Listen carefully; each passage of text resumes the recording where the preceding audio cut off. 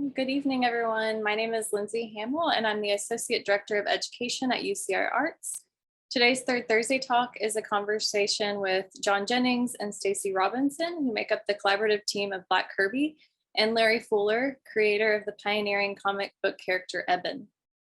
They will discuss the exhibition opening this weekend at UCR ARTS that was inspired by this character, and it's called Ebon, Fear of a Black Planet. UCR ARTS is the California Museum of Photography and the Culver Center of the Arts located in downtown Riverside, California. And we at UCR ARTS would like to respectfully acknowledge and recognize our responsibility to the current and original caretakers of this land, water, and air, the Cahuilla, Cabrilino, Tongva, Luiseño, and Serrano peoples, and all of their ancestors and descendants, past, present, and future. Today, this meeting place is home to many Indigenous peoples from all over the world, including UCR faculty, students, and staff. And we are grateful to have the opportunity to live and work on these homelands. Third Thursday talks are supported by the Marjorie and Glenn Memorial Fund.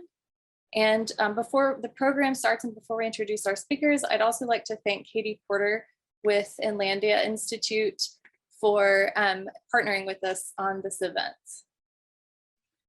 And thank you, Lindsay, for inviting us to be a partner. My name is Katie Porter. As Lindsay just mentioned, I'm Executive Director of Inlandia. We are a literary and cultural arts nonprofit based in Riverside and serving all of the inland Southern California area. Lindsay came to us because she wanted us to partner with our Blacklandia events series. And just a little bit about that. It was a series initiated in response to the murder of George Floyd at the hands of the police on May 25th, 2020.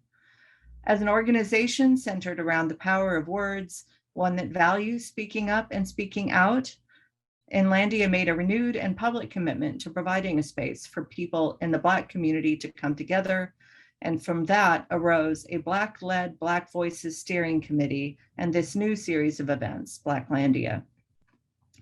So we are really thrilled to be a part of this, and I am honored to be here this evening and to meet you all, John, Stacy, and Larry. And I can't wait to see what you have in store. Thank you. Thank you, Katie. And so I'm excited to welcome our speakers for tonight's program. I'll try to keep their bios brief because I know we want to hear from them, but they're just incredible people. So Larry Fuller created Ebon in the mid-60s, initially while stationed at Minot Air Force Base in North Dakota. A longtime comics fan, one of the many genres he enjoyed was superheroes, though he continually despaired that none of them looked like him. After discharge in 1967, he arrived home in San Francisco just as the underground comics era began. And a couple years later, he made the comic book Ebon, which was published in 1970. He went on to publish over a dozen other standard size underground comics, as well as an uncounted number of X-rated digests and mini comics. He last published a comic book in 1992, at which he began, time he began collaborating with the late Richard Grass Green, which entailed inking several of his stories. Since that time, Larry Fuller has maintained a strong engagement with the creative process in general and is an avid supporter of comic creators. John Jennings is professor of media and cultural studies at the University of California at Riverside. Jennings is co-editor of the Eisner Award-winning collection, The Blacker, the Ink, Constructions of the Black Identity in Comics and Sequential Art. Jennings is also a 2016 Nasser Jones Hip Hop Studies Fellow at the Hutchins Center at Harvard University. Jennings' current projects include the horror anthology Box of Bones, the coffee table book Black Comics Returns with Damian Duffy, and the Eisner-winning, Bram Stoker Award-winning, New York Times bestselling graphic novel adaptation of Octavia Butler's classic dark fantasy novel Kindred. Jennings is also founder and curator of the Abrams Megascope line of graphic novels. Stacy Robinson is an assistant professor of graphic design at the University of Illinois at Urbana, Champaign. He was a 2019-2020 Nasser Jones Hip Hop Fellow at Harvard University's Hutchins Center for African and African American Research, who completed his Master of Fine Art at the University of Buffalo in 2015. As one half of the collaborative team Jack Kirby with artist John Jennings, Stacy creates graphic novels, gallery exhibitions, lectures, workshops that use world building strategies to imagine new worlds inspired by design, hip hop, the arts and sciences, and diasporic African belief systems. Latest exhibited works include The Black Angel of History at Carnegie Hall and Futures at the Arts and Industries Building at the Smithsonian. His latest graphic novels are I Am Alfonso Jones, written by Tony Medina in 2017, and Across the Tracks, Remembering Greenwood, Black Wall Street, and the Tulsa Massacre, written by Alvern Ball in 2021. So without further ado, I'll now turn it over to our speakers, and I look forward to hearing this conversation. And thank you for that wonderful introduction. I'm very excited to have this conversation with these two wonderful gentlemen.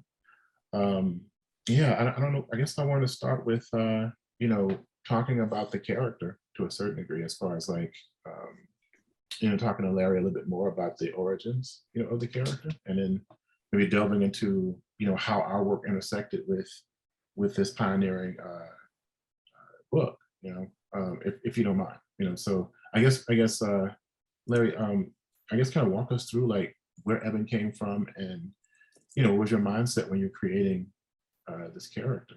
Well, it's nice to be here with you guys, two fellas I admire a lot, I must tell you. Thank you. Ebon, you know, when I was a young guy, I went in the Air Force right after high school, and I always liked comic books, you know, and I liked superheroes. Spent a lot of money and on them, and I frankly was, after about a year, I was very disappointed that there weren't any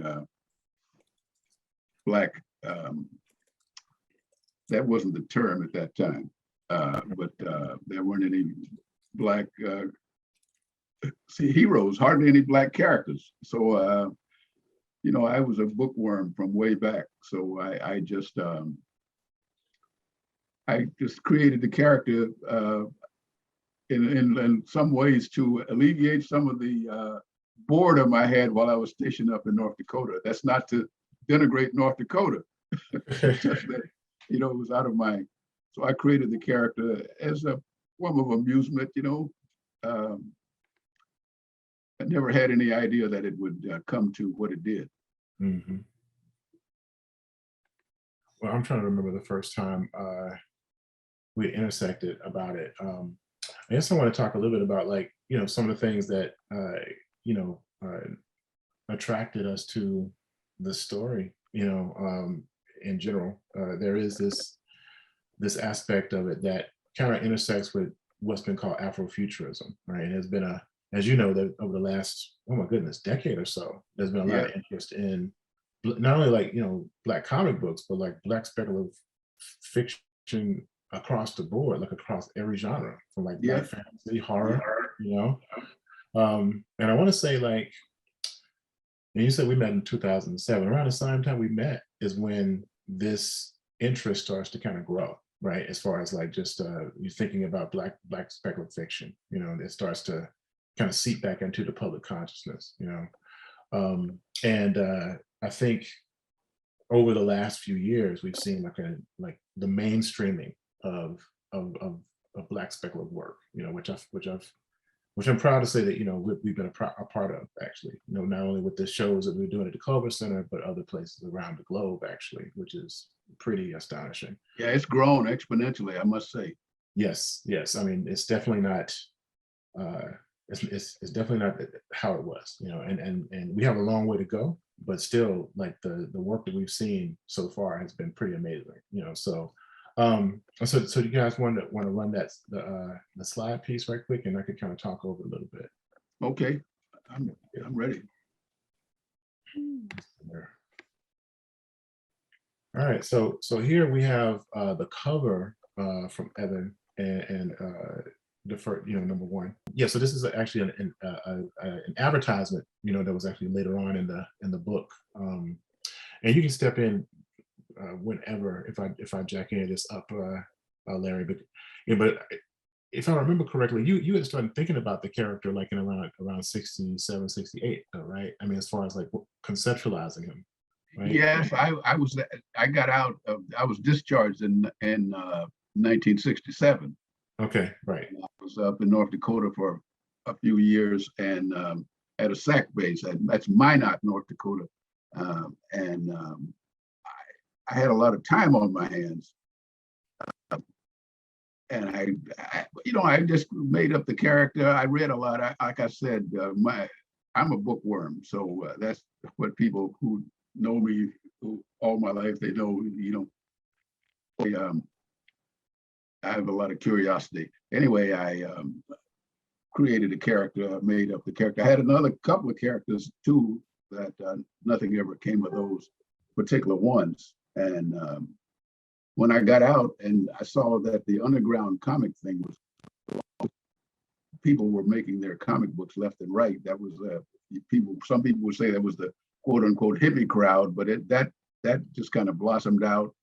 And I met Gary Arlington. And the first time I went to his store, I met this guy, and he was just bringing a new book there. And I just kind of got the idea that I could do that. So I got serious about making. What was the guy's name again? Did you say R. Crumb? Is that what you just said? Robert Crumb. Robert Crumb, exactly. Underground. Right. And he was very unassuming. My favorite underground guy was Spain Rodriguez. But yeah, Spain was originally from Buffalo. Yeah, right. And like yourself, he was a college professor. That's right. So he was just my favorite guy. And but I just kind of got the bug, and I made this book. I put it up. I couldn't find an artist. I did find an artist who bailed on me, and I would say that when I was 25, I could be, I talked a lot about things, and I think I may have driven him away. That's why I did the storyboard of Ebon. I said, the next time I meet a guy or an artist, I'm going to have a storyboard so that they can see what I'm talking about. Right. And so I made this storyboard. It took me about 3 months to do it. And I wrote up, I had written it, and I took out a lot of stuff because if I had done it the way I wanted it, it would have been a lot more stuff in it. Mm-hmm. I had to trim it down, and I got that done. And then, much to my surprise, I should have had an idea and asked me to draw a cover for it, but I didn't. I see. So I drew up the cover, and the next thing I know, it was published. Wow, that's pretty wild. I was thrilled, but So one of the things that enticed me about it, right, was, again, this is like what, over 20 years before the term Afrofuturism is coined, right, which is like 1994, 1993, and by Mark Derry, right? And so and again, correct me if I'm wrong about this, but we have, in this particular story, we start off with Valentine Jones, who's at his mother's graveside, right? Right. And killed by a criminal element in the city. Yes. And little does he know that he is the descendant of a ancient Black society on another planet, on Nida, right? I'm assuming from another galaxy too, right? Yeah, galaxy. The galaxy is large, so he could be in the next part.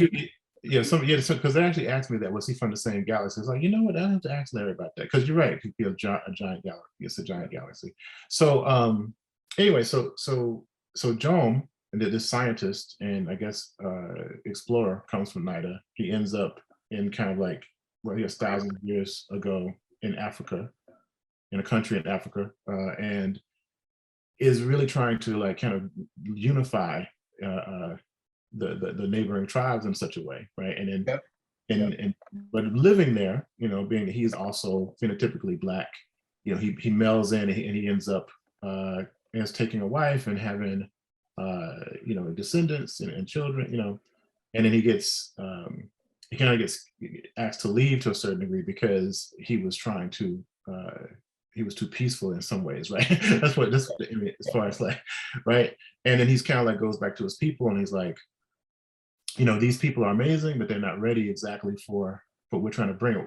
So basically, let's revisit Earth around the same time that they discovered atom, right? Or how to in the science of Yes. the atom.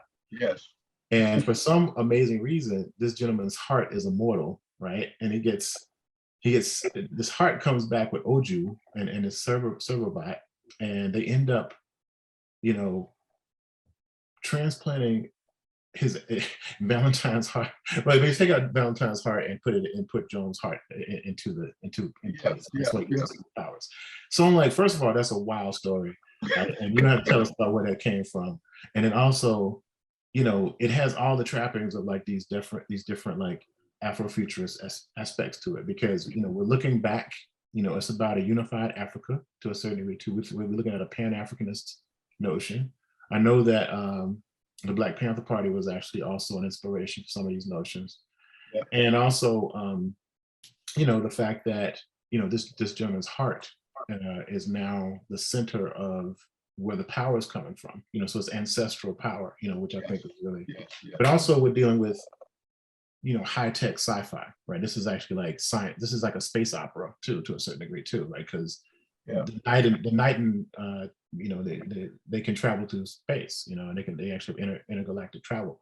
But the other thing is they also have these oracles that are mentioned too. So there's obviously some type of myth science, or there's some type of like spiritual connections that are made there too. So I don't know, could you expound a little bit about like some of the ideas that you were kind of working with? Well, you pretty much encapsulated it there. I read a lot of science fiction. People like Asimov and Heinlein and Arthur C. Clarke, and the one who was probably the most influential on Ebon was A.E. Van Vogt, a Canadian guy who wrote a book called Slan.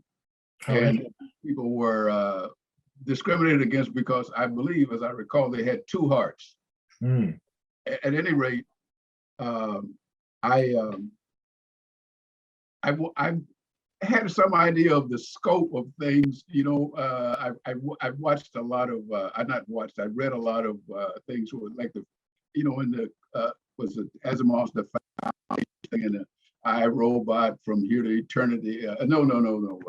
The Caves of Steel, those kind of things where you had interactions between people on Earth and people from other civilizations. And some of those, like for instance, in the Caves of Steel, they had people who were from somewhere else, but they had been on Earth when Earth colonized all of these places. Right. Then they expanded, kind of like the Expanse, the Martians and the inners and the outers, how they used to be of one, and then they got to fighting. Well, that was the kind of idea I had. Mm-hmm. And I wanted, I was 25 years old. I had a high school education, but I had a big deal going for me, and I had all the curiosity, so I would just read anything. Yeah, this is definitely expand. It's the beginning of something much larger, and I think that's what's attracted so much attention to it. Yeah, explain a lot of that stuff. I do recall sitting down making a list of elements that I wanted to include in it. Yeah, I wanted an element of super science. I wanted the characters were Black. I wanted them to have a science that people on Earth, even scientists on Earth, would look at it as magic or impossible, improbable. But somebody somewhere said magic is only science that hadn't been explained yet, something like that. And there's an element of time travel in there. And also the other thing is the guy who had the heart in the first place, he wasn't necessarily I start out with, but I never got to develop all of that. I think I kind of when I wrote this up and drew this, and I had to chop out a lot of stuff. Yeah, no, I had to chop out a lot of stuff. So I was motivated. I might have been punching above my weight at some point, if you know what I'm saying. Oh yeah, definitely. I feel that. So Stacy, it was actually your suggestion that we do Ebon for this third artist project, right? How did you feel when you interacted with the story for the first time? Yeah, one, before, I think, John, before you introduced me to this, I didn't know anything about this book, right? But, you know, just thinking about the shows we had done in the past with the Culver Center, for example, right? The Luke Cage exhibition and then the Candyman exhibition. And we were examining, we're doing a trilogy of shows centering Black masculinity in these very unique ways. And then I don't remember how we necessarily got onto the conversation of Ebon, but yeah, it's like, yeah, we should actually do Ebon for our third, you know, installment with the Culver. And because you're right, because as we had talked about it, we, you know, you told me that Larry was still alive, right? Like he was still with us, right? And how often do we actually celebrate our heroes, right? Our pioneers while they're still with us, right? And I think it would have been a misstep in a particular way to not really tap this amazing opportunity, especially when we could really learn from Larry. Thank you. You read my mind. Exactly. Right. I just got chills. Like, yeah. Well, that's what Black Kirby does, right? I was like, yeah, this is the opportunity to learn from, you know, this gentleman's experience, and, you know, to expand upon such a really great idea that was honestly before its time, you know, right. before its time, you know. Right. And I think that's one thing that I was excited about too, you know. Yeah. I think there was so much that wasn't necessarily established, right? That you would have seen established in future issues, right? But there was so much to build upon. And I think a good story does that, right? It gives you enough to want a lot more. And you know, when you're a creative, you want to fill in those things that you didn't see, right? And that's kind of even just how you and I work as Black Kirby, you know, as our moniker, right? We look at like Jack Kirby as a Black politicized artist who made the type of work that we wanted to see growing up, right? So because of that, say again? I said amen to that. Right. You know, so in the same, you know, in the same type of celebration, you know, we're like, well, the planet would have this, and then what about this? And then, well, if it had this, it has to have that, right? And titling the show "A Fear of a Black Planet" is a shout out to Public Enemy's third album, 1990 album, "Fear of a Black Planet," right? And right on the wall. And it speaks, you know, it speaks to the inevitability of our Black and brown growing populace that will soon be a majority in America, right? And those fears that, you know, many white people have, and a lot of Black and brown people have as well, about that inevitability, right? But thinking about that, what that means, you know, a Black planet, like, you know, I think John and I, we're talking earlier today, and we're talking about how, you know, Wakanda, if we think about Wakanda, Black Panther's Wakanda, right, from Marvel Comics, that is a Black country existing of these 5 tribes that have united, right? Well, in that country, they don't identify as Black. Right. In Wakanda, they don't identify as Black. They don't identify as African. They identify as Wakandan. They're nationalist. They're nationalist people. So what does that mean for a planet, a Black planet, to self-identify, to have their own language system? I think if we had more time, we would even develop and look at what is their monetary system? What do they have money? Like, what is that, right? What is their government? Because every free nation of people have, you know, several things they have that work for them that define them as a nation, right? And, you know, they have sovereign land, right? They have a government that legislates their sovereignty. They have a military that defends their sovereignty. They have a form of commerce that allows for a global trade, right? Their own money. They have their own language system. And the last thing I like to say is that their God looks like them. And I always like, boy, my fist up, right? Their God looks like them, right? And their belief systems, et cetera. You know, and we only really got an opportunity to tap into like Larry's vision and really kind of expand it out. And we did this as, you know, John and I worked together as Black Kirby, but these last few shows that we've worked on, we've reached out to our collaborative team, which is Motherbox Studios. So that other artists, former students, my son, right, and many other people. Our really good friend Otis, who is on the call with us today, and who did some amazing Funko Pop, yeah, incredible like statues, right? I mean, it's like and honestly, this is only like, I feel like this show is really just a sketch. Like this is what we could come up with like as quickly as possible to meet the deadline, right?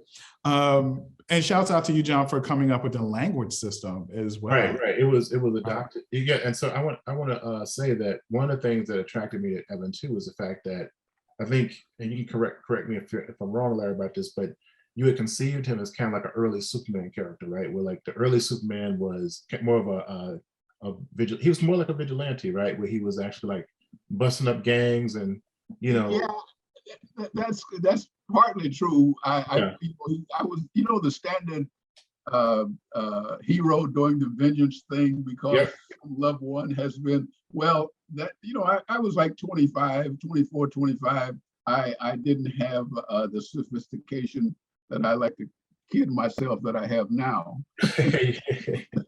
You are, stop it. However, you know, those are the standard things. You know, if you look at Superman and Batman, both their mothers have the same name. I mean, yes, you know, right. It's a plot point. It's an important plot point. Right. So I could be excused. For such a obvious faux pas. You know, because you know, if all these people doing that could do that, well, so could I. And and the mother thing, you know, and then I had a girlfriend years later told me about this book, and she said, you know, why does the hero always have to be doing something where the victim is a woman? And I said, yeah, maybe you got a point there, you know. Well, yeah, I mean that's but that's just a shtick in comics, you know. Daredevil, his father.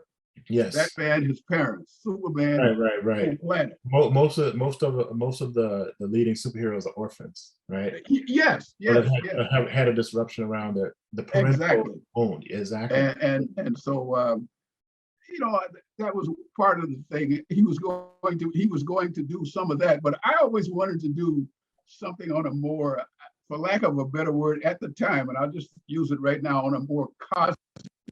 And then I met John, and we, you know, he had a show, and I had some stuff I sent to that show, and a few years passed, and then he started, frankly, nagging me about Ebon. but he was sweetening the pot because he was sending me all these great sketches, and, some of which we've seen right here. And I finally realized that here's a kindred spirit. Here's a kindred spirit. And I sort of dug back into the whole idea of doing that stuff. You know, you know, and nowadays, if I were doing some of these things, even though it's obvious that I did think of some things before they became commonplace, now I'm following the crowd because so many things have happened before. So, but I still would like to have an element of space opera and those the gangs and criminals and dramatic society, you know, melodrama, except I would like some of it to be transplanted to NITA, which Stacy so eloquently described there a little while ago. Oh yes, I think that's a great idea. Actually, that's a great idea. See, that's what I'm saying. Yeah, I mean, and you know, when we were looking about this, you know, we were thinking like, well, this character is probably more akin to like a Space Ghost or like Captain Marvel, or you know, or like you know, he's a cosmic character, you know, so I could see him being, you know, written by, you know, or like in the same kind of sense as like something that Jim Starlin would have, like, you know. Yes, you really hooked me when you mentioned Jim Starlin. Yeah, that's when I saw this character, I was like, that's who this character is, right? Yeah.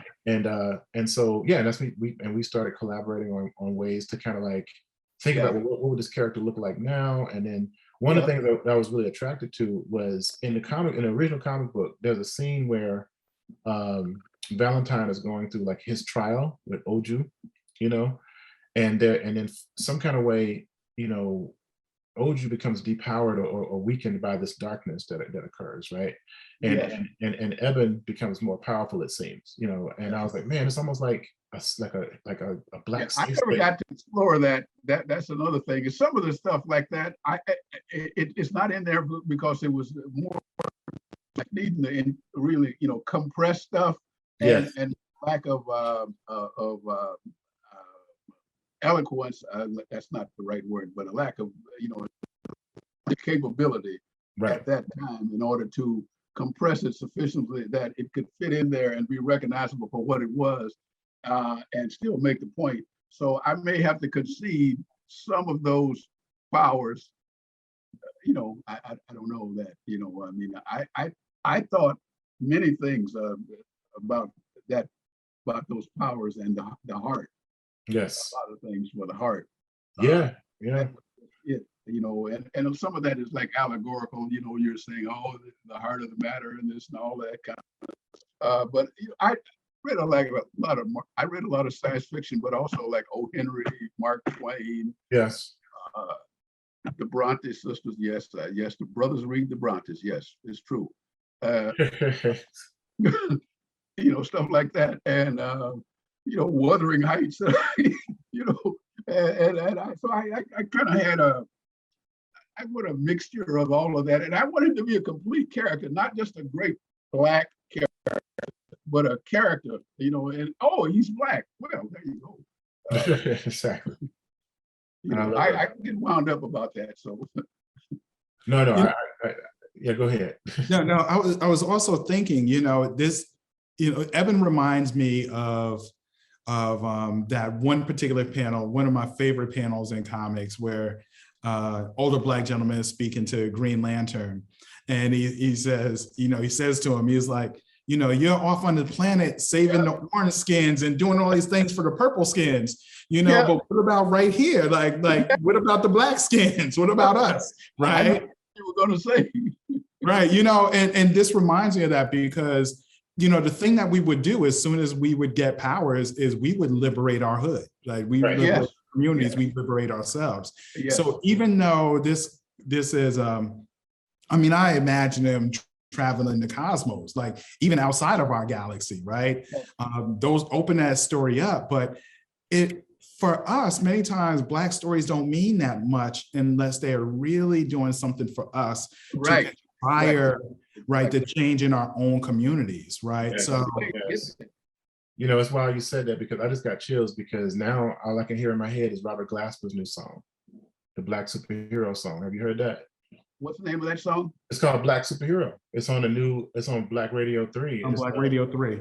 Yeah, and that's like, and basically I didn't hear it yet, but I will. What you just stated, Stacy, is what that song's about. You know what I'm saying? Like every hood, every ghetto, every you know, needs a Black superhero, and just breaks it down like that. And you know, what you were doing there is groundbreaking. I mean, that's why so many people love it. I mean, even this character, I mean, these are by Diana Dodo, who's a sculptor and you know, I mean, look at this. Great job. From Toronto, from I think Toronto actually. And you know, these were commissioned, and there's an entire community that's sprung up around Ebon online now. You know, there's this Facebook group called Black Comic Lords, and these are some of the most Black historical collecting. Yes, as far as like the knowledge is extremely deep. Right. Even if there was one Black character in the background on a panel somewhere, like, you know, and they're serious. Yeah, like, serious. And so, you know, Ebon is celebrated for what it is, which is a groundbreaking work by a very, very talented and multidimensional creator. You know what I'm saying? That's, I know you don't want to claim that, Larry, but that's who you are, right? You were ahead of the game. You were ahead of what was to come, you know? And I love the fact that we had a chance to talk about it. And so let's see, go to the next slide, please. So some of this stuff is just, yeah, so this is the language. This is the language that I worked on with a couple of, well, this is it's not the language, it's actually just glyphs that are based off of, there was this dancer named Keith Carey's, who has this movement vocabulary called Carib Funk that we work with. And, you know, so basically we took like her movements and turned into a glyph system. And the way we had the mythology set up, and Stacy can talk more about like some of the images he did for the Pantheon, NIDA was danced into existence, you know what I'm saying? So the mythology is that, you know, the creator spirits were like a male and female creators, and the god, you know, he had the drum, and the goddess responded to it. So it was created through call and response, you know, the entire planet and its system, the solar system. And so this language is kind of like a sacred language that's connected to that. And so, next slide, please. And this is one of the things I'm really, really most proud of, because along the line, and it's funny because Larry told me about this. We were just having, I remember I was walking my dog, and Larry told me, oh yeah, by the way, did they tell you about the plate, like the second plate, you know, or the plate, the printing plate for issue 2? And I was like, wait, what? And so yeah, so, you know, and I don't, and you can kind of fill in the gaps for me, Larry, because I don't know exactly how the gentleman who had this on eBay, you know, was selling this, but I guess Spearhead either like had a fire or they went out of business. Or I don't remember, but I know that this, you can, like, how did we, go ahead. Gary was a state. Gary Altman was a gentleman who ran the San Francisco comic book company, and he published Ebon. And he was a mentor. We were friends for over 40 years. He died about 5 or 6 years ago, 7 years ago. But I gave him this as along with the original cover, and I forgot all about it. And this cover, I only did this cover after the book got published, and I thought, well, so I did this cover and I started writing a story. Mm-hmm. Whereas with the original book, the cover was the last thing done. Right. And when he passed away, his estate went, whoever got the estate, had this and probably sold it, and which I didn't resent that or anything like that. Even the original cover was, someone had sold the original cover, what remained of it. He had a lot of, Gary had thousands of comic books, and he, some of it, he was ill the last 5 or 6 years. So some of it just kind of went by the wayside and got, you know, moth-eaten and stuff like that. Cool. I do have the original of this somewhere in my storage. I have a voluminous storage. I bet. Yeah. But so as I recall, I mean, this plate was purchased on eBay by a collective of people from Black comic lords, right? Yeah, I would say that the main impetus in that was probably J. Napoleon Winston, because he is the instigator and motivator. Instigator might not be the right word, but it's a friendly connotation. Yes. He's been the main man behind that, and he has, you know, he's the one who introduced me to Diana Dotto and several other people there. They, you know, they're collectors and enthusiasts about this stuff, which is a great deal of gratification to me at this point in my life. I equal parts surprised and thrilled about it. You know, I did think that there was probably going to be some kind of Daredevil or Spider-Man type thing going on here. Yeah. I did that, but I never wanted to stay right in there, if you see what I mean. No, I understand. And what I love about this is actually, Jay actually shared this picture, like the negative with me, you know, in Facebook chat. And so what I did is I actually kind of straightened it up in Photoshop, and I reversed it out and turned it into a positive image. And then stayed up to, like, I remember like 3 or 4 o'clock in the morning. and weirdly, like, I think Larry was still awake, but That's like noon for me. Yeah. I was like, why? Right. First of all, why am I still awake, and then why are you still awake? Because actually, like, I finished it. So on the last slide is just like an interpretation of what that Yeah. Oh, wow, look at that. Yeah. No, that's funny because Larry, like, you'll send something in the chat and he'll respond immediately. It's like, wait, Right. Like, what time is it? He's on Ebon time.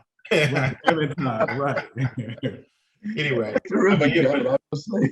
but that's the end of, yeah. So it was it was so fun to do that too. And I was like, man, once I discovered that there was a second, this plate existed, and Larry and the Black Lawyers were like gracious enough to help us, and actually these will be in the show, the physical show, which is wonderful. So thank you for that.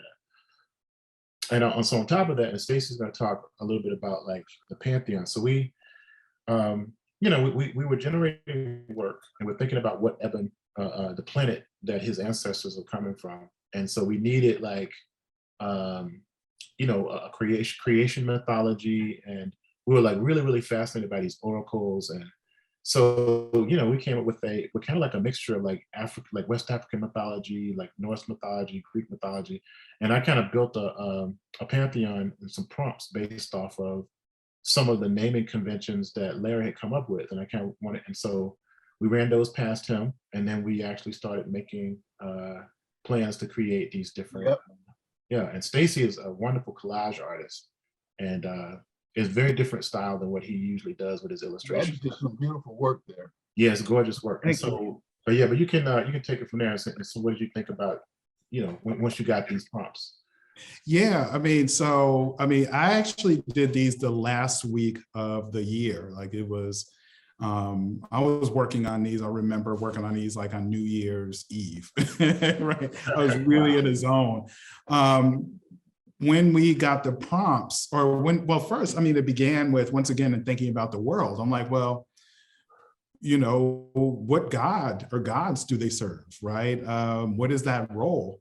And what do they look like, right? So I'm always thinking about that, because once again, every free nation of people, their God looks like them, right? So what do these, the gods of NIDA look like? And John came up with an amazing series of prompts that inspired me so much that I really knocked these out kind of quickly. And I like working in collage. I love repurposing photos. I love looking at a photo and then seeing a different story. And you could just read these prompts. This is what I was inspired by, right? Like when this one particular, like in particular, the glistening, like the blood sea, right? That's what I got. It was like, well, okay, this, that sounds like something, right? Like, okay, so I imagine this woman, say again? I've got a lot of relatable connotations there, the glistening blood red sea, you're talking about life, water. Exactly. Life. Right. Yeah. Name, I love those names. I don't know which one of you all or which group came up with that. Was the magnificence of John Jennings. Okay, and Dyra, and you just sit down and write. I do this. I write big words and then I make them into different ones. And that Dyra, or is it Dyra? Dyra. I was thinking Dyra, but yeah, I was kind of going from like how you had constructed the names, like Oju and those names, and NIDA, so I was actually kind of riffing off of the phonetic, kind of conventions you had actually already started. Stacey, I think you just, well, there you go. There it is right there. That's sort of, that heart thing there kind of really speaks to me. Yes. Yeah, I thought that was funny because in the book, right, Joan's heart is in like this like, right? It's like, wait, it's just out there like that, like, floating or cooking, like it's just like marinating in this liquid or whatever. It's just out there. Yeah, you know what I mean? And I was like, amateur effort there, right? No, but awesome though. I mean, it just, right. No, there's some hilarity to this that is just, it's like, oh, I gotta collage that. You know what I mean? It's like, this is hard. It's just like boiling or whatever it is. You know what I mean? It's like, okay, so that's, what does that look like, right? And I think there's some fun in this because there's an absurdity to this that and you get that. Right. Yeah.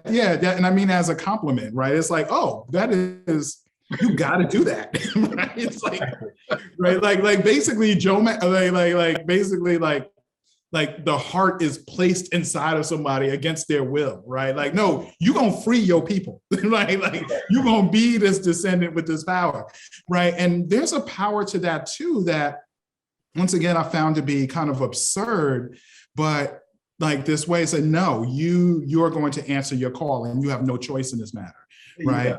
Not the most politically correct, but sometimes that is a very nationalist agenda that has to take place. Like you have no choice but to operate in this particular way and do this particular task, for the sake of history and for the future, right?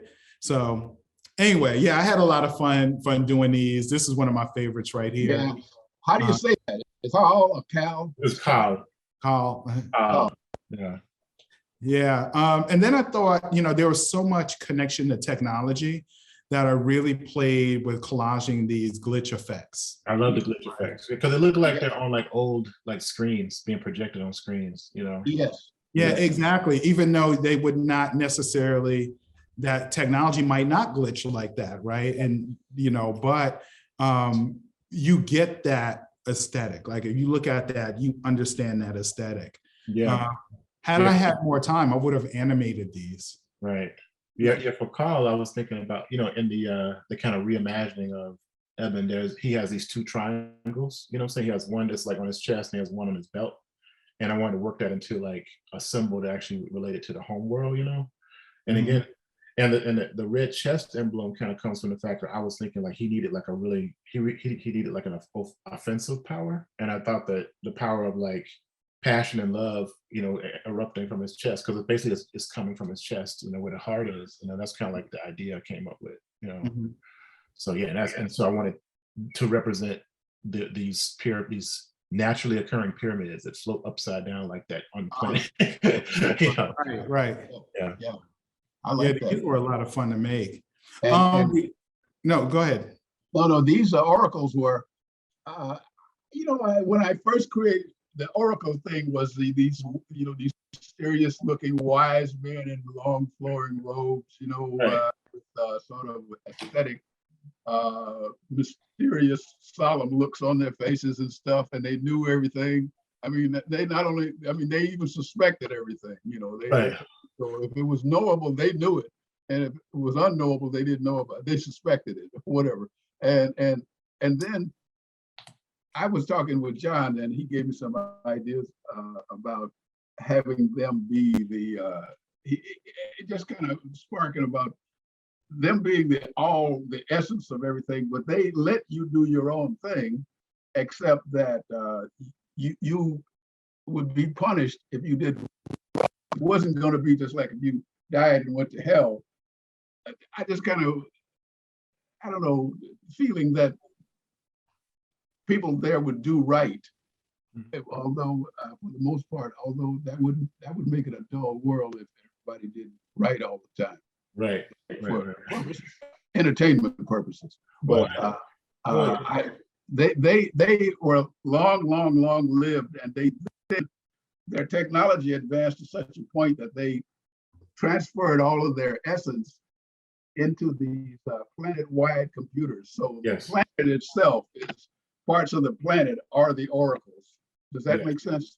Yes. The idea of bioorganic computing. The mountains are these particular oracles, and under the sea, over here, the desert, the whole thing, the rocks, all of those kinds of things have a certain form of sentience. I mean, they have something to say, and they're highly advanced technologically, but they also all these spiritual, and those things don't necessarily contradict. Right. Yes. You know, I don't know how. Which I loved about that idea, like display that, but people who write stuff could take that idea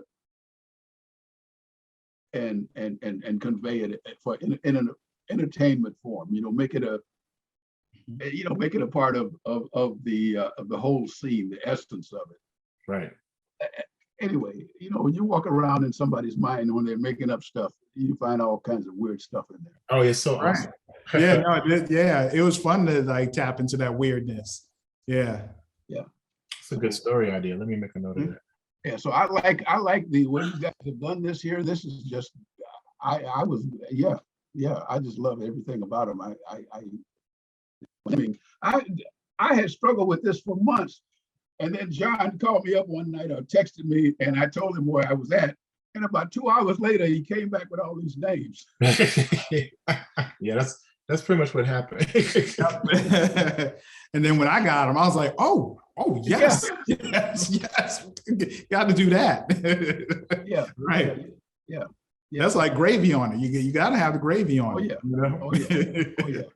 Yeah. Yeah, so these prompts were so fun. And once again, I think that we got to dive into this world where that, you know, not a lot of Black people really get to see, you know, like we saw this world that was all Black, including the gods, right? And I got to explore and have some fun because this is my research, you know, so even through this type of project, right? This is like when my bio was read earlier, you know, looking at Black spaces and imagining what those spaces look like outside of colonialism, right? And what are the possibilities of that? And I think, you know, comics is the perfect medium to really explore that, right? Yeah. And unapologetically, like I like to say, I make no apologies for most of my work is about Black folk. I make no apologies about that. I always say, if you want, you know, I'm about to contradict myself, but I was gonna say, you know, if you wanted, you know, to see a really awesome, you know, comic about, you know, Peter Parker, Spider-Man, there's hundreds of issues. Like I don't need to draw that, right? You know, but ironically, that's my favorite superhero. So I probably would draw that, you know, but I really need to, at 49, if I have another 40 years on this planet, that is a blessed life, right? I'm going to spend as much time as I can making images that inspire us to build better tomorrows, unapologetically. And I think that like all of us can tap into that. If you can't be inspired by Black people doing awesome things, then I don't even know what to tell you, because like we grew up in comics, right? And I'm gonna just leave it there. Right. So, you know, like the images that we have now are so celebratory of us. Like there's so many options in media right now, like in movies, there's so many. The golden age of representation.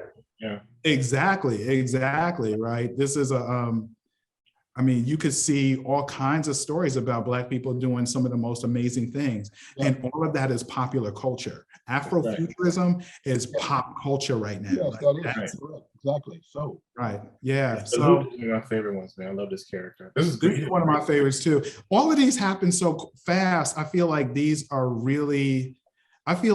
sketches, but super duper tight sketches. Tight sketches. Right. Very, very complete. But really, I was playing with a lot of different techniques that I really hadn't used before, even for collaging. Yeah. And that was because of the speed in which I had to get them out. And I would almost want to go back and make these into like more like runes or like hieroglyphics, you know, take these and actually like make them even more abstract, you know, like something that would be found in like text, so like on stained glass windows or something, you know. That could be. That's what I would love to do. Yeah, you see what I'm saying? Like the story could just build out because there's so much room to play.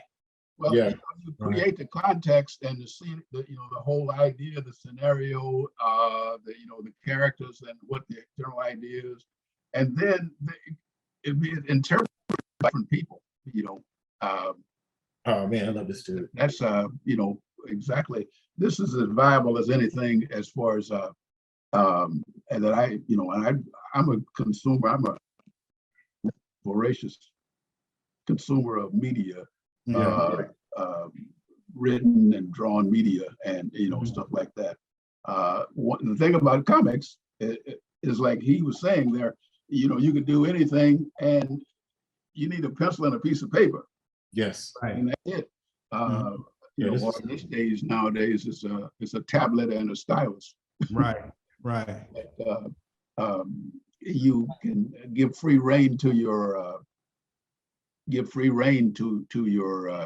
impulses and your urges and stuff like that. That you do have to have some structure and commitment and a goal in mind. Yes. Yeah. But it's you know, I totally agree with that. I think as much inclusivity ought to be involved with any of these kinds of things as possible, because it's better for everybody. And that's not just some sort of a vague do-gooder. I don't know that I could be classified as a do-gooder, given my my publication history, but I'm not a bad guy. Yeah. I see your point. You know, I don't even dislike very many people, but you know, there's a lot of room, you know, stuff like this, you know, it could be, and it doesn't have to compete with anything else. It can be itself, and competition makes everything better. Otherwise, we wouldn't have what we're doing here now if it wasn't for competition. That's true. That's true. And I love that name. How do you say that? Wula. Wula.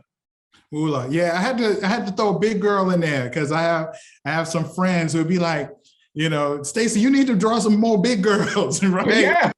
Right. So I was like, let me do that, right? Let me make sure that I represent, you know, for the bigger sisters, you know. So there's been a few of them in comics. Was it Larry Stroman? I think it was. Yeah, shouts out to Rosalind. Oh my goodness. Yeah, that was an awesome character. Right. Rosalind changed a young brother's life. Yeah. Like, let's derontify. Come on now. Right. But go back, John, go back. If somebody could go back to that last one, I want to talk about some of the prompts. Thank you for shots. Right. So this one, like, if you notice, this is the god of death, right? Yeah. The underworld. And I threw a black hoodie on him, right? And of course, you know, people like the cultural, you know, reference being Trayvon Martin. I noticed that. That's one of the things I noticed. Right. Yeah, absolutely. But then also, I thought about the type of digital death that we tend to experience right now, as you can watch Black people die on social media. Yeah. Right. Like you could, as those videos are shared, like there's a public spectacle of Black death that has always been in our culture, right? But now it's more facilitation for it. Absolutely, right? And a desensitization that happens from seeing this type of imagery over and over and over again as well. So I wanted to think about that, you know, and those are some of the, say again? That's a form of propaganda. It's absolutely propaganda. And you know, propaganda is have one human convince other humans that still other humans are not human. Right.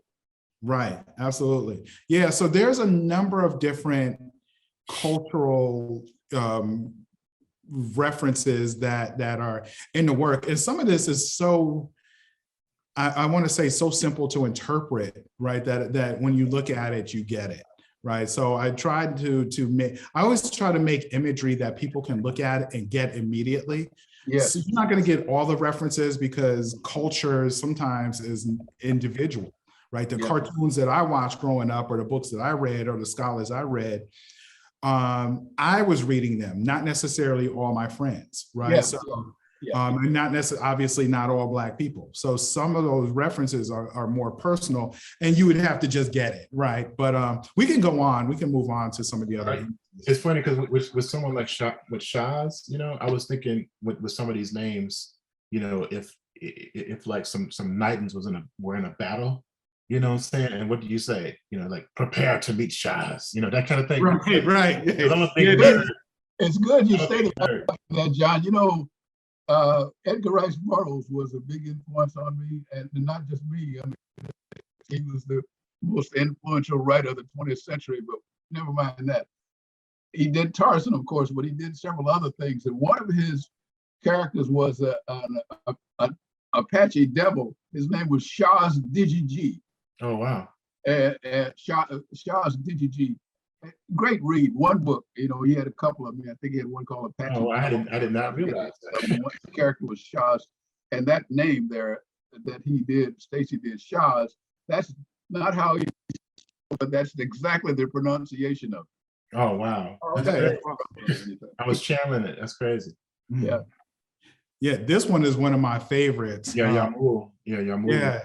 Yeah. Yeah, I mean, like the god of the forest, right? Yeah. Like this was definitely one of my favorites. And you know, many times where we associate Black men with flowers, we consider it to be effeminate or queer or things like that. And I always like to push back on those types of ideations. I don't think that flowers are queer or feminine. Like we'd be dead without flowers, right? Right, exactly. Right. You know, so there's nothing that is, you know, completely necessarily feminine about that. And I wanted to kind of change and push back on that narrative. This isn't about sexuality or gender, but it is, and at the same time. At the same time, God of Right, plant, you know, yeah.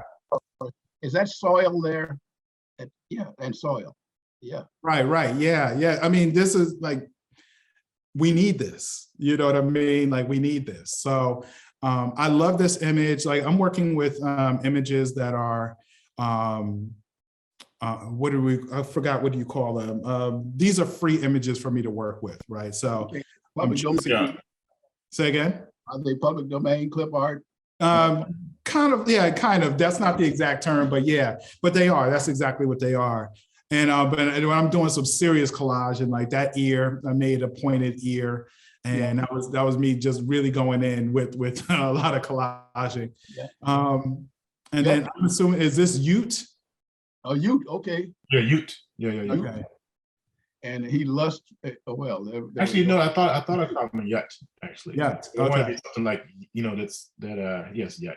Actually. Yeah. Okay. All right. Yes. Yeah. Some of these prompts were just a lot of fun, and I wanted with this particular one, I wanted to make a god with like a black orb head. Yeah. He's like a. I loved it. Like I was like, you know. I was like. Yeah, you got some sort of conflicting things going that merge well together. Like you got some spontaneity and some thoughtfulness character here. You know, I mean, you just kind of Yut or Yut? Yut. Yeah. I like it. Yeah, it's syllable and it says exactly who it is, and you don't have to like it. Yeah, these were fun prompts. Oh, he's here. Yeah, he's a creative guy. Him and Saeed. Yeah, I like those names. I must tell you, a lot of characters I made up just with names at the start. You know. Exactly.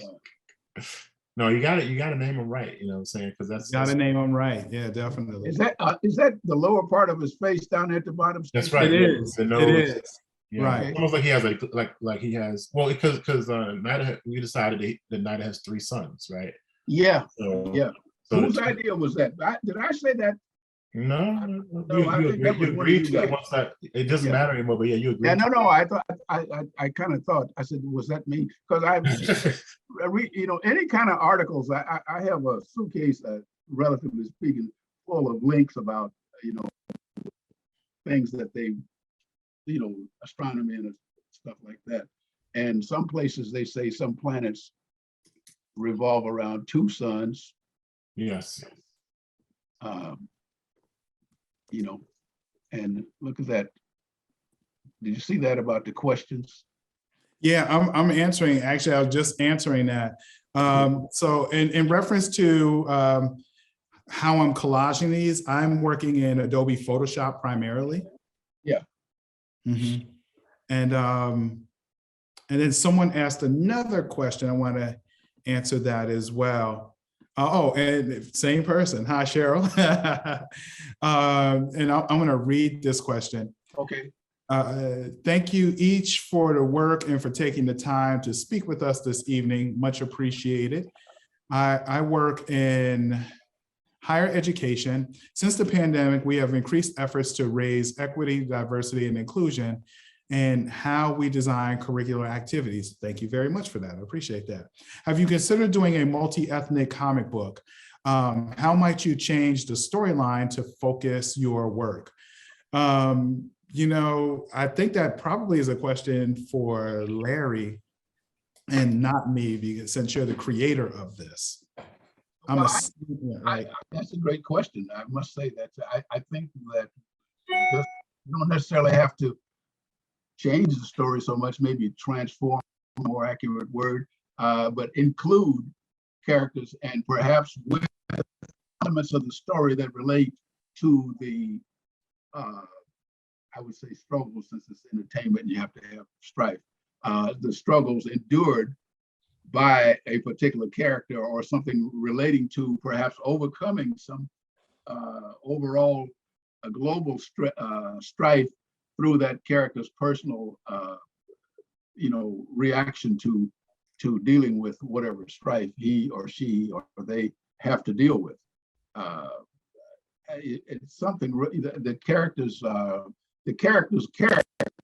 be relevant to the story, but not necessarily overriding, because then you get into preaching and all of that. But that's my opinion anyway. But I just think you could have, I don't see any reason why not. It's just as easy to I mean, years ago, they struggled to have gay people on television. Hello, and Black people, whatever. And we still have, there's all these little roles we still have to overcome in life. I experience now and again something like that when I take my daily walk with people who are, they see you and, that kind of thing. I think you just go ahead and proceed and write it. And as long as it's entertainment and as long as it's well constructed and entertaining, I don't think that anything else matters. John, did that answer the question, or maybe it didn't? Well, I'm sure that's your answer. I mean, if that's what it is, that's what it is, right? Yeah. John, do you want to answer that? I mean, because we're still struggling with a lot of representation in media, even now. With this I guess cornucopia of different representations. I mean, there are still like segments of the population that don't have as much, representation. I think we've been very fortunate to kind of push through, but so yeah, I would say that Megascope, for instance, my imprint, but Abrams is dedicated to showcasing speculative fiction by people of color primarily. Yeah. So yeah, I mean, I think it's super important in some ways, but yeah, Larry's also super correct too. It's like you build a great story, but also, stories are technologies that explain the world that we're in too. And, some people don't want, those types of stories too. So it's also a political stance, right? I was to accept that's a valid viewpoint for them. Yeah, exactly. Yeah. So like me there, or I say people who don't like a certain segment or whatever, as you want to use an adjective, but it's a valid viewpoint for them. Yeah, truly. But it's not, but as you said, Larry, it's a more viable, it's a smarter way to think about storytelling. It doesn't make sense to not have a multi-ethnic. Exactly. It just doesn't it's just not a reflection of the world, Right. And and it's funny, like I said, I'm going to offer a very different perspective, right? So if Nida has 3 sons, I imagine everybody being very heavily melanated, right? You see what I'm saying? Yeah. And here's the thing. Many times it's Black people who are asked to be like multi-ethnic. I'm not saying we don't ask other people to do that too, but I think that it is time for the world to be able to see themselves in Black people. Yeah. Right? Because if you look at most world religions, they've started with Black people. If Yeah. you look at the most popular musics in America, they've been started by Black people, right? So it is, you know, I think that we can find, once again, the way that we're looking at the world and looking at the future right now is through a Black lens. Afrofuturism, that is primarily about Black people defining agency in the future, is popular culture. Right. Right. If we can't find inspiration in that, then we really might need to check ourselves. That's a different perspective. I could also, you know, at the same time I say that, definitely agree that we need books that celebrate the very unique nuances of our culture. Yeah. Right? But you can have that uniqueness of culture with a homogenous Black group, a homogenous Black planet too, right? So once again, it becomes, you know, what are we really looking for? Why are we looking for this? And what is the thing that we, what is the tool in which we want to tell this very unique story? Mm-hmm. Right. Notice I just gave two different perspectives on that thing, right? On that particular answer to that question. Anybody else have questions? We might be, and Lindsay is jumping on now, and I feel like that is the flicking of the light. He's like, okay, we are closing up shop in 10 minutes. Bring your clothes to the counter. I just wanted to pop on and yeah, just if anyone else has any other questions, feel free to put that in the Q&A. But I know we've taken a lot of your time, John, Stacy, and Larry, and I really appreciate it. This has been so fun to watch all of you just riff off each other and talk about this exhibition, and also very important conversation as well. So thank you so much for being here, and so excited. Thank you for you know, hoping to get this together, and you know, I'm super excited to see the exhibition, and very honored that we got a chance to do this with Larry. So yeah. It's an honor. Larry, thank you so much for sharing your world with us. And trusting us to trusting us. Absolutely. I do. Yeah. I would say, and John would probably corroborate, I had some reluctance that had to be overcome. And this is not recent reluctance. It's just that I just kind of thought that, you know, is this for real? Well, we're so glad you let them do it, and I hope that you can come down and see the exhibition soon, Larry. Well, and my wife and I are going to come down there. We're going to work that out. We're going to get down there, and we may even get there twice because I understand that there's going to be a comic convention involved there somewhere at some point. Potentially, yeah, we're talking about, we have some plans for that are in the works, so we'll be announcing that soon for the summer. So it opens, the exhibition opens this Saturday, March 19th. So everyone please come see it. It'll be open through June. And I put the link to the exhibition in the chat. And I think Stacy, yeah, if you had something to share, you can go ahead and could you put that directly in the chat for everyone? Oh, cool. Awesome. Yeah, this is from Otis Arterberry. And let me see if I wanted to share this really quickly. These Funko Pop images that I'm looking at them right now. They're so great. Yeah, it's like, what? So this will stop the screen share. Okay, cool. Screen share. Yeah, that's fine. Go ahead. Yeah. All right. Do you all see that? So great. These are so awesome. Like Otis is from Buffalo, New York, and when we met, we when the three of us met, we just hit it off incredibly. And like look at, I mean, these are these Funko Pops. Like these joints are crazy. Like these are so awesome. And I just wanted to shout out Otis as well. This is the first time we've collaborated since we've met. And when we met, then he showed us these amazingly complex and surreal sculptures. We were like, yo, we got to work together on something. And, you know, I think that was like maybe 4 years ago when we had that conversation.